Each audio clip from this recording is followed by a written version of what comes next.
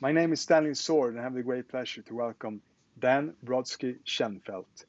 With 30,000 skydives, you're a six-time world champion, you're a Guinness Book of World Records holder, and you are in love with the sky. And if we look up, we see the future. We see clear blue skies. What do you see when you look up? Do you see the same things? Do you see hope? Do you see your future? You said you have a friend who made 80 jumps on his 80th birthday, and now he's going to do 90 jumps on his 90th birthday. He's going to do 9, not 90. 9. You have to up his. When you look up into the air, what is your relationship to air? What is your relationship to the sky? And where does it end? Where does it become a universe? You know, it's, I don't think I've ever been asked this question. And it's amazing since I was a little kid and to this day now, the first thing I do every day when I walk out is look up, is look up at the sky. And just the freedom that it holds, the beauty that it holds, looking at birds soaring around every direction they want to go, as high as they want to go, as fast as they want to go, and think just how pure it is to be able to fly up in the sky and be a part of it and to see the world from that perspective. You looking down on the world, it always looks so much better than even standing on it from the ground. It's and you're based out of San Diego, California now, and there's also Elon Musk, and he wants to take us to Mars, but there you can't skydive because it's like on the moon. It's not the same. You don't fall down in the same way. And Mars, it's close, I guess. But I don't think you have the same atmosphere and everything else. So we're going to have to skydive on Earth for a while till we get this figured out elsewhere. Does it differ in different parts? Because when we look at if we're in Australia, for example, we can see different stars, the Southern Star and such. Does it differ where you skydive? No. I've skydived all over the world and it makes no difference. Yeah, the sky is blue and clear and the Earth looks beautiful no matter where you are. And when you do it at night, how does that differ? It's a whole different experience being up in the dark and looking around at the stars. Also, borderlines on a spiritual experience sometimes when you're just, it's, especially if you go by yourself or just with a friend or two and you have time to just be up in the sky and looking at the stars like that, and it almost feels slow and quiet, like you're just floating there because you can't see yourself descending at all, almost as if the air is suspending you rather than you're falling through it.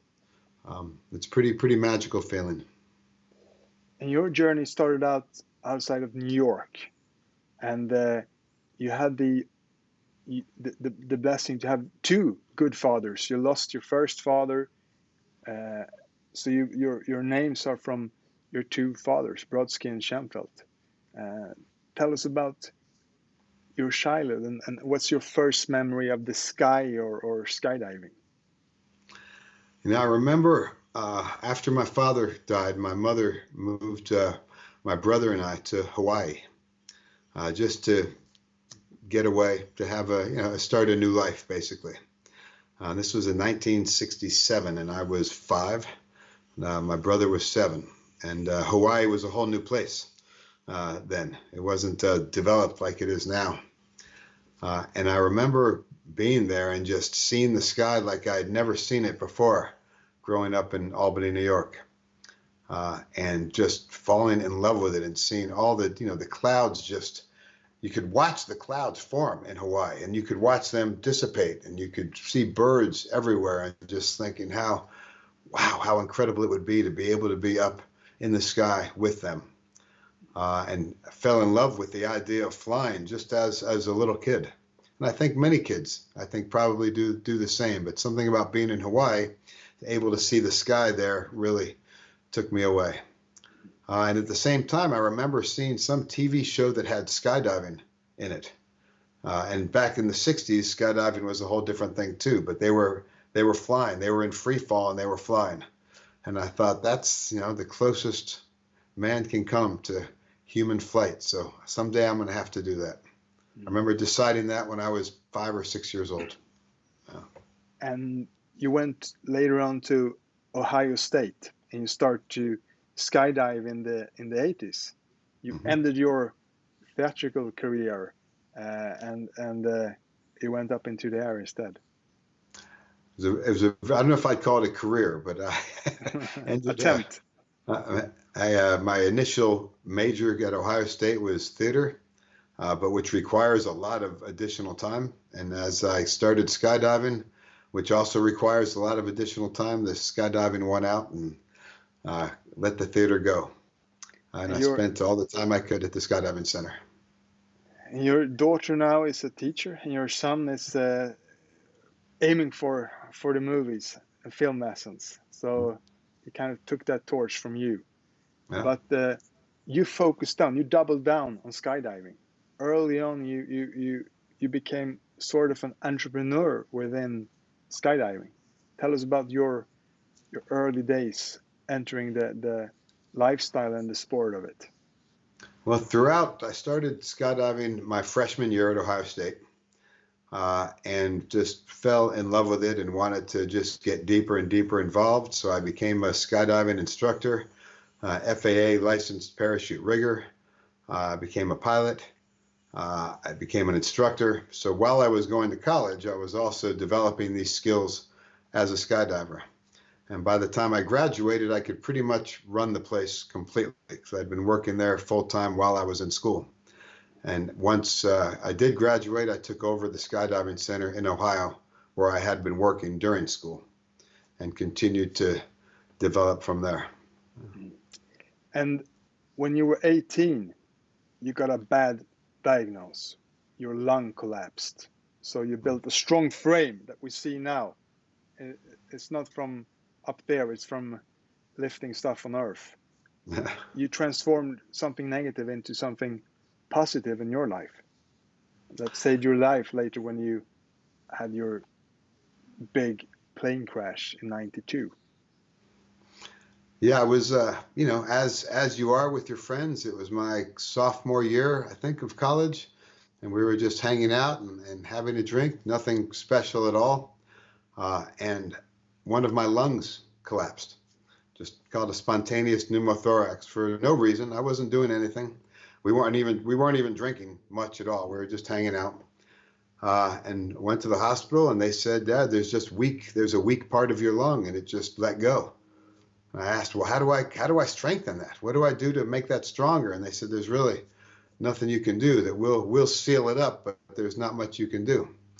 And I said, well, what if I try to build a shield around it? Because they said if you get hit hard in the chest, it could be enough impact to make it happen again. And in skydiving, every time your parachute opens, it's not like you get hit hard in the chest, but it's a little bit of a slam to your body, slightly. I've done it 30,000 times, so it wasn't that big of a slam, but there was some pressure on your body. So I started trying to build a shield to protect it. And in '92, you had an tragic, epic journey with the plane crash that killed 16 people, and there were only 6 survivors, and you went into 6 weeks of coma and with a broken neck. Tell us about that traumatic episode in your life. It was just another beautiful day on the drop zone. I had put together the skydiving team of my dreams and had an opportunity with the support of a skydiving center to be able to really push our team and push our sport to new levels. And every day we'd wake up, we could not wait to go to the drop zone, to get jumping, to start training. And this was just another beautiful day showed up at the drop zone. The sun was shining and new skydivers there, and my team was there. The team I was coaching from Holland was there with us. And we took off in the plane, and it had problems at 100 feet or so and crashed shortly after takeoff. Mm. And do you have any memories from it, or did you wake up from the coma later on with a blank mind, or? I woke up 6 weeks later and had no idea what had happened. And did that change your life? What did you take with you from that? You were one of the 6 survivors, and 16 of your fellow friends passed away. Did you get any guilt from it, or there's a lot of different feelings it can awake? There was many. One of my teammates was killed, and his name was James Lane. Was like a little brother to me, who I had taught to jump when we lived in Ohio. When he was 14 years old, taught him to jump then. And he came out to join me on the skydiving team in California because it had been a dream of ours for years. And certainly there was some degree of guilt with this. There was also an amazing feeling of just pure luck, pure luck that, I don't know why I was able to be one of the 6. Maybe it was where we were seated in the airplane. Maybe it was just pure luck, but you realize that sometimes it's hard to explain, and it is just luck. But you also realize how people have asked before about how I was able to come back from this. And I was able to come back because I was already doing something that I loved so much. I was already living a life that I was so passionate about, so driven to succeed at these goals, the goal of winning the national championships, the goal of winning the world championships, the goal of pushing a sport I had fallen so in love with to a whole new level. And that was the life I was living already. And it was the life and the excitement I had before the crash that helped me to come back from the crash. It wasn't something that happened afterwards. I felt very fortunate that I had only broken my neck and had the injuries that I had, and it wasn't worse, and that I was able to actually come back if I decided to. But it was the motivation from having appreciated how wonderful life was to be going after my goals and going after my dreams like that it made it worth doing again. And as an passionate athlete and as an entrepreneur, you co-founded Arizona Airspeed 2 years later, the skydiving team in 1994. And those were the guys that later on took 6 world championship titles in 4 and 8 person formation. Tell us about the journey, and what's your first memory of your first world championship title? We had in the sport of skydiving, they're developed, and then the 4-way formation skydiving, which is what this was specifically. The French had been dominating since 1985. They were far ahead of everybody else. And in the United States, we were always trying to put the team together that could beat the French, but we were also sort of battling between the West Coast and the East Coast, and never putting together the best team that we could, but trying to beat each other to then go to compete against the French at the World Championships. And whoever went got beat by the French at the World Championships. And we decided that we needed to take these 2 teams that had become at each other's throats, trying to beat each other, and bring them together in order to come up with the best team we could. So we put together the members of a team who we knew were very driven, we knew were very passionate, we knew were very capable, but that we didn't know that we were going to get along with so well because we were adversaries up to this point. But by sharing our dreams and sharing our goals and working so hard together and needing each other. We couldn't succeed without each other. We needed each other to succeed. We ended up developing some of the closest friendships I've ever had in my life, which lasted till today, and which built Arizona Airspeed, which went far past the 6 years that our team did, and is still going now, 27 years later, and still at the top of the sport. And do you think that business and science, those two worlds, can learn something from skydiving, the passion there that you transform into 6 world championship titles and goals? I think we can all. I think the learning goes every which way. I think it can learn from us, and I think we learned a lot from them. It was one thing to be passionate. It was one thing to be driven. It was one thing to work hard. But until we put this team together, we didn't have the people that we really needed to do it. We had the team that we wanted. We had, the teams that we wanted. We had the teams that we liked, but that wasn't necessarily the teams that we needed. We needed the qualities of different teammates. We needed the qualities of different ideas and different techniques. But we had both tried to stay in our own worlds before. And once we opened our minds up and realized that we need more than what we have. We need ideas that we don't have. We need perspectives that we don't have. We need his ideas. We need their ideas. And once we opened our minds to that and brought that together, only then were we able to take off and bring it to a whole new level. And I interviewed an old prize winner, Shuji Nakamura from California, originally from Japan, with the blue LED light. And there we speak about, after a few decades, you can see that it was this team put together that made those fantastic research developments. But could you see that, day by day, that you were able to lay that puzzle, or is it now afterwards to see that, it's because we found that part and that part that the goals transpired? We could see it immediately. We could see it immediately when we put it together, but we had to be very open-minded to do that. We had to let go of the things that we were so certain of and believed so much before. We had to be much more open-minded and letting go of a lot of the beliefs and the ideas that we had. But as soon as we were able to open our minds like that and not be as judgmental of each other and hear out what everybody had to say, the answers, many of them came pretty quickly. And we were able to build something stronger than either of us had ever done individually on our own.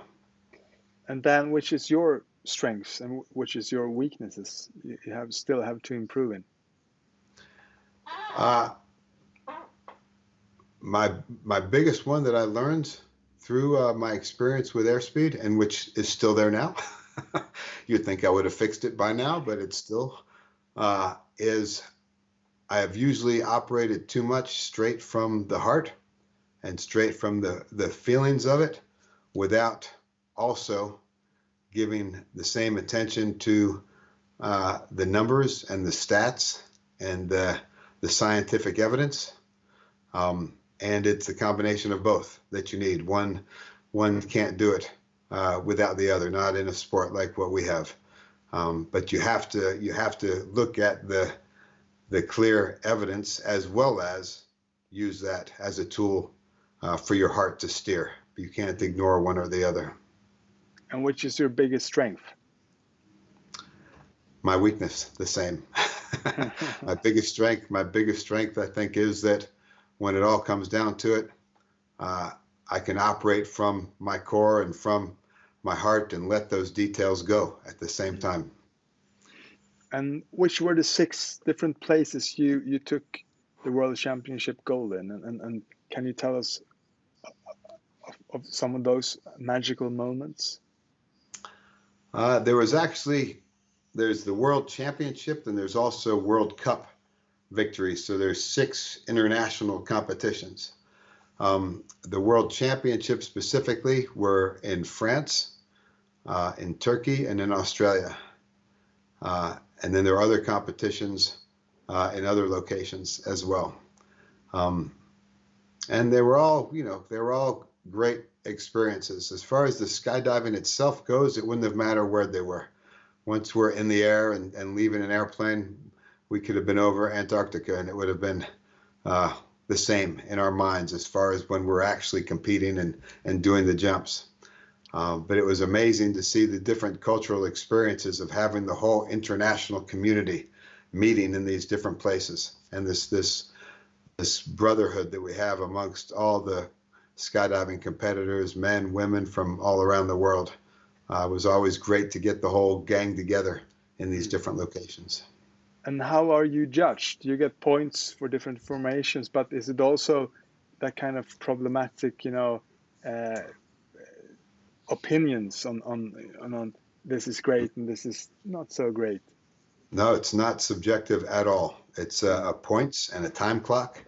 What I've competed in the most is the 4-person and the 8-person competition, and each one you've seen, I'm sure, pictures of formations of people in free fall, and they connect in different configurations, different shapes. Each formation is worth 1 point. And with the 4-way competition, you have 35 seconds. With the 8-person competition, you have 50 seconds. And you're given a sequence of 5 or 6 different formations. Each one is worth 1 point. And you have to race through the sequence as many times as you can. And there's nothing subjective about it. Nobody cares how pretty you look when you did it. There's nothing artistic involved. It's how quickly you can go through this sequence. So it's a race, and it's a mental challenge because you'll never have done the exact sequence before. So there is a pool of all these different formations that they can pick from. But the selection of the sequences are random. So that day of competition, they'll just pick them basically out of a hat. So you'll never have practiced you'll have done the particular formations, but you have never done the sequence. So it's the first time ever racing through the sequence, and it's quite a mental challenge for the team as well. And you also have a large formation world record. How is that? There must be a lot of things coming together at that particular time. Yeah, they, since skydiving started, at first it was just individuals falling out of the sky and didn't really realize they could maneuver at all. And then this is back, in the 50s, the first few were like, I feel like I can fly. I feel like I can fly. Let's see if we can exit the plane and actually touch each other. Let's see if we can get together. And the first few got together and they were like passing a baton. They didn't actually get a hold of each other, but it's close enough they could hand off a baton. And then the first 2 got together and docked. And then as soon as there was 2, skydivers as we are, it's a relatively competitive group. So as soon as there was 2, then we had to see, can we put 3? How about 5? How about 10? And the record for the most amount of people ever brought together became the pinnacle of the level of skydiving, how far the sport had advanced, because it not just in what people had learned to be able to fly, but how many people had the skill to be able to do it. And the record became, 20, 40, then 100. 100 was huge. Then it was 200. And then it became everybody was going for 300. But by the time you have 300, now you need airplanes that can take 300 people, and hopefully to a higher altitude so that you have more time to get all these people together. And there was a few organizations that had sponsorship from militaries, specifically the Thai military. So the King of Thailand wanted to have this celebration for his own birthday. And he started providing C-130s, these big Hercules cargo military planes to carry the jumpers in. But they still weren't able to do 300 people. And a few of my teammates from Airspeed and myself decided we should try to do this. But we didn't know the King of Thailand. So we had to try to do it with skydiving airplanes.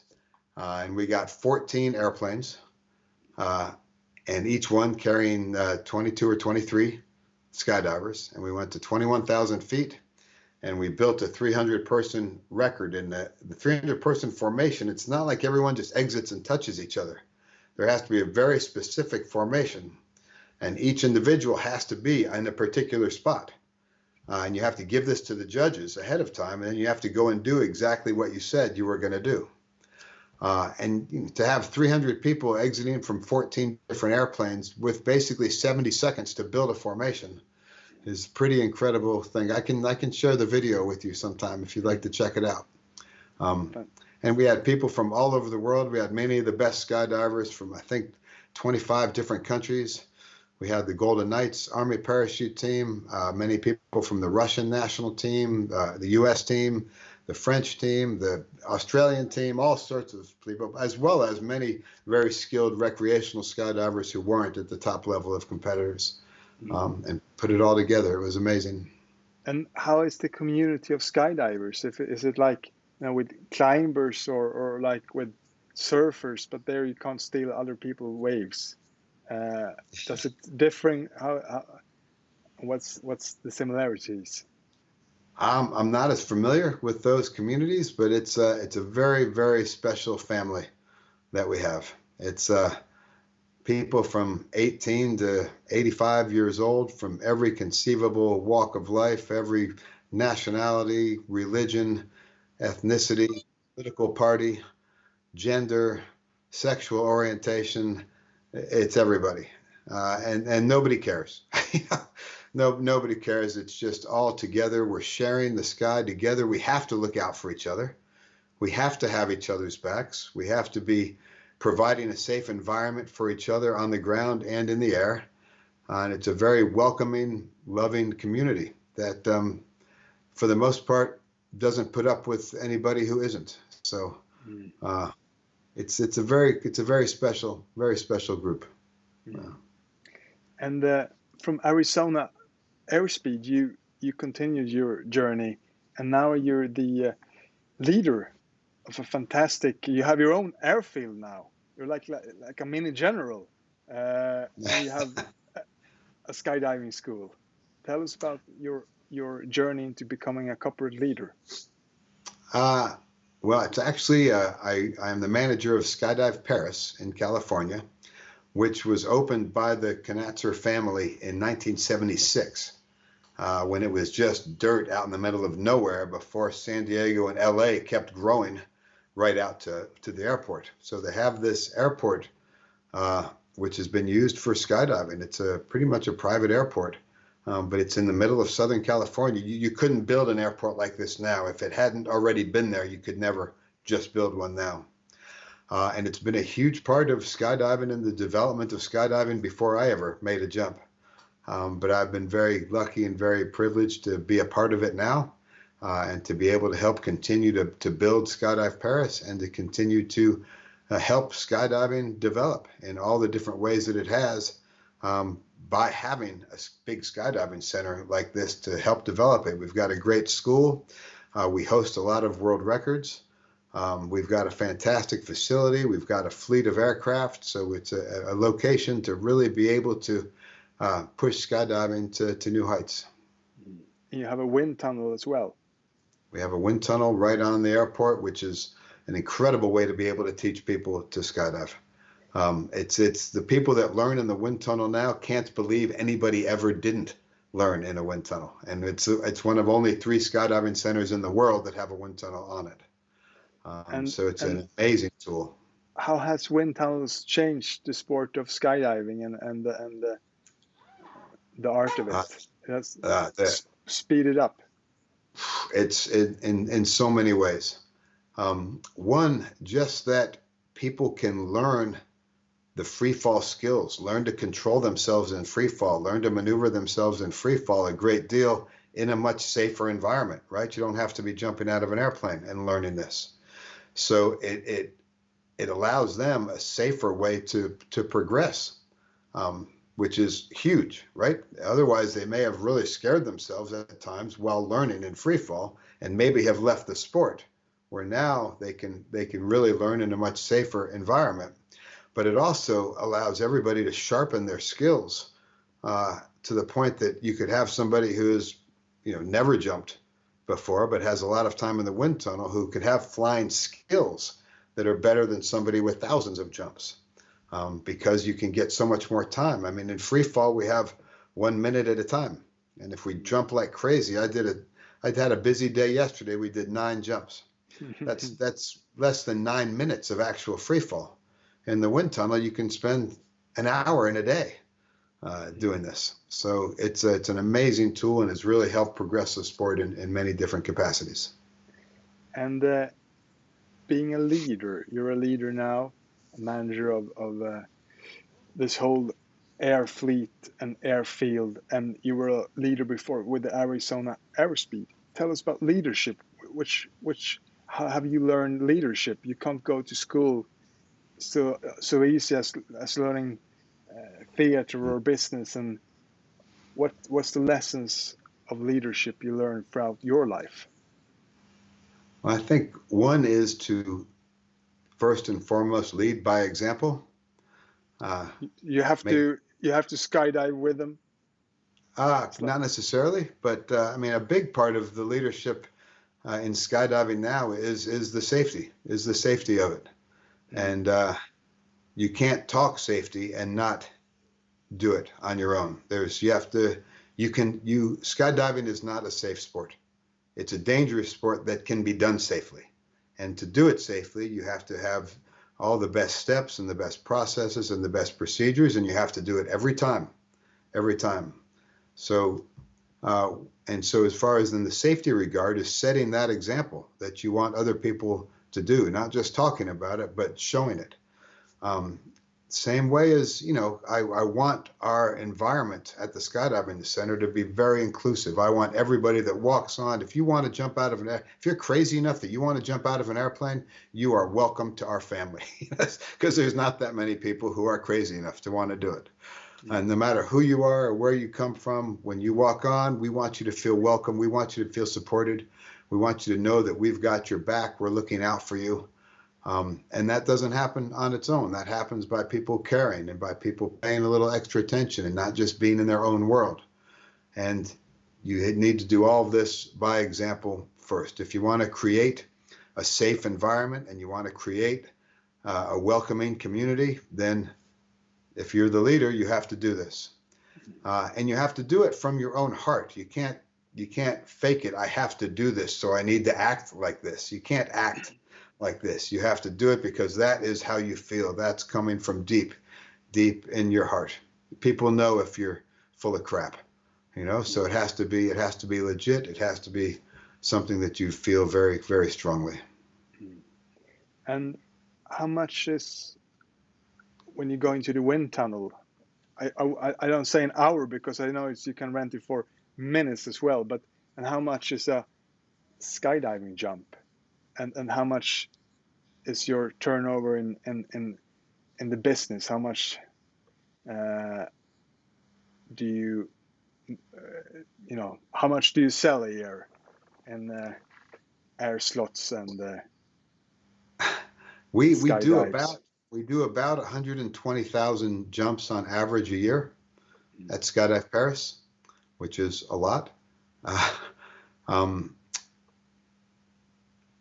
And there's I'm not sure of exactly how many minutes in the wind tunnel. The last year has been less because it's been closed. Obviously, we haven't been operating as much during the whole 2020 and 2021, but it's starting to come back to life now. But it's one of the busiest, one of the 1 or 2 busiest skydiving centers in the world. Fantastic. And is there international competition or competition within the States, or is your geographical position that makes you so unique? There's definitely competition. There's a beautiful place in Arizona, in Spain, and there's skydiving centers all over the place. But we have a very unique situation because most of them, if you have a big skydiving operation, most of the time you're far out in the middle of nowhere. Because you need the space, right? You need space to be able to do it. Or you have a very nice but very small operation in the middle of someplace because you don't have the space, so you can't drop too many people. Where we've got the best of both because it's been there for so long, because we have the land and the airspace established, that we have the chance to have big, large skydiving events, but not have to be out in the middle of nowhere to do it.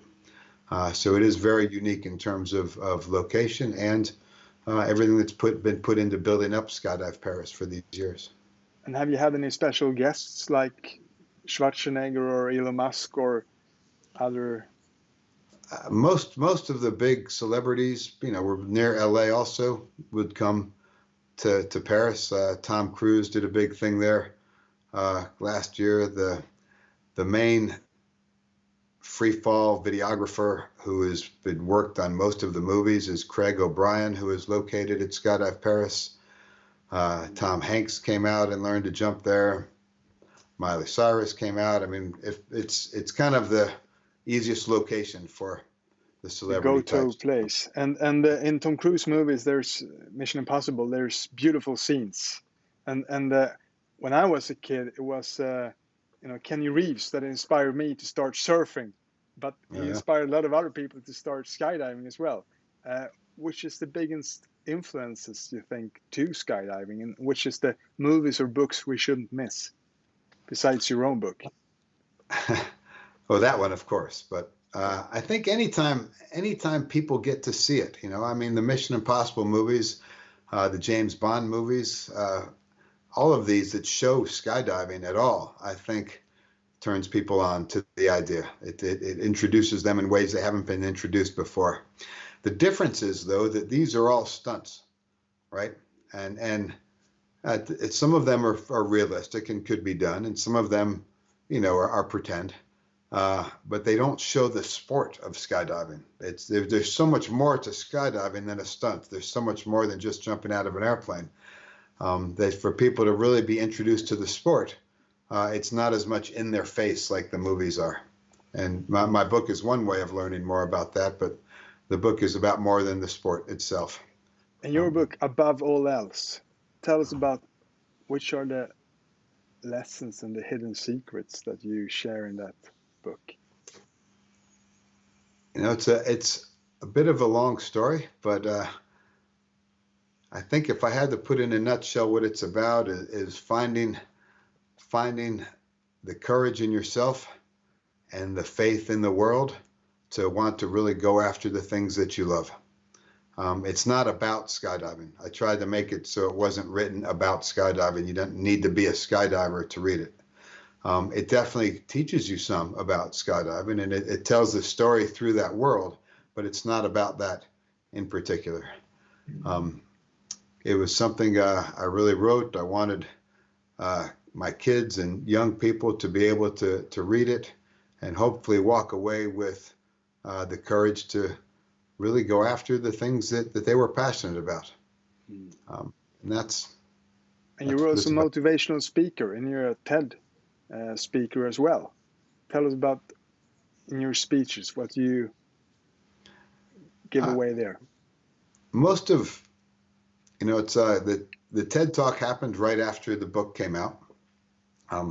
It's funny, they use the term motivational speaker, which I'm a little bit uncomfortable with. You hope that something you say may inspire people and may motivate them, but you got to motivate yourself. There's only so much I can say to motivate anybody. It's like doing shins. You can't lease them out. You have to pull yourself up. Exactly the same thing. So hopefully there's stories I can share which people can relate to. And what I found is that, through my experiences, I've realized that pursuing excellence and building high performance teams is pretty much the same in whatever field you're in. The specifics about it will be particular to that field, but the attitude and the approach that it takes to overcome obstacles, to put the right teams together, to really pursue excellence in your field is pretty much the same process and the same ideas, regardless of what you're trying to progress in. And which are the people that inspire you? Have you had any heroes up in the air or here on Earth? Both, both.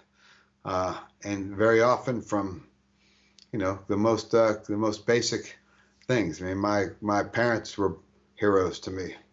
My grandparents, mostly who were immigrants or first generation, Americans who grew up in New York, had to find their way completely on their own. But their passion and drive and